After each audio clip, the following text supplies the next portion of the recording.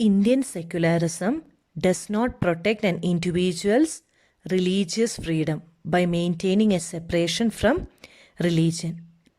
So, secularism's opposition to institutionalized religion means that it promotes freedom and equality between and within religions. So, you can promote freedom and equality between and within religion. The Indian state is not ruled by a religious group. Okay, as you know, a state is not ruled by a religious group. It does not support any one religion. In India, government spaces such as law courts, police station, government schools and offices are not supposed to demonstrate or promote any one religion, because you know all these are functioned by the government, so they should not promote any religion or they should not practice any religious rituals in these institutions. Indian secularism follows a strategy of non-interference. You know what is non-interference? You do not go put your head into something, right? So, but at some time it also intervenes in religion. So, we told a state sometimes interfere into your religious problem, sometimes they do not. So, and we saw what are the reasons or when do they interfere. Okay. So again we can give an example of the practice of untouchability. Now we'll see once again what is untouchability. So the Indian constitution has banned this practice, right?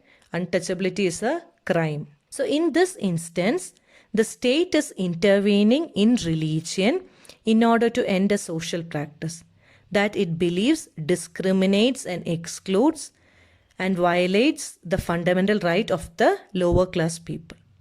Isn't it right? Yes, because you know, you cannot tell it is a religious practice between the Hindus, Brahmins and the lower caste.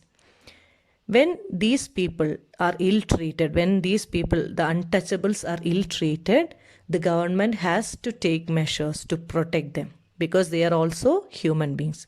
So this is how they interfere in a religious matter. Okay. So the intervention of the state can also be in the form of support. They can also support the few religious practices. So Indian secularism is different from that of other democratic countries such as United States of America. Is it clear?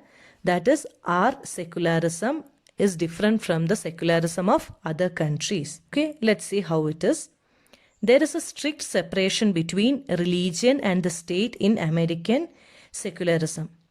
Okay? But in Indian secularism, the state can intervene in religious affairs. But in America, you cannot interfere in the religious practices.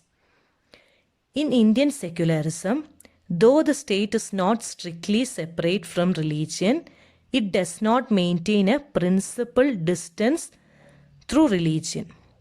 This means that any interference in religion by the state has to be based on the ideals laid down by the Indian Constitution. Is it clear? So with this chapter is over. It is a very short chapter. So in this chapter we saw what is secularism. Okay? What is secularism? The differentiation of power between the religion and the state is called secularism. Okay? And we saw India is a secular nation. Next we saw how a state interferes in the religious matter.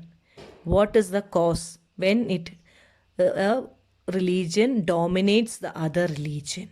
Okay, when a religion dominates the other religious people, then the state interferes. Okay, and we saw our secularism is different from that of the secular countries, like other secular countries like USA. Okay. More definition I'll tell you. It is freedom to interpret. Okay. So what is freedom to interpret?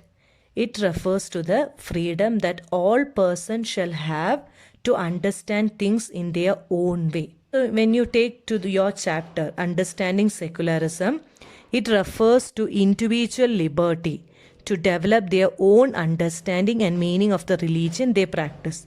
So each individual has their own freedom to develop their own understanding and meaning of the religion they practice. So, dear children, thank you for watching. Take care, be happy, and be safe.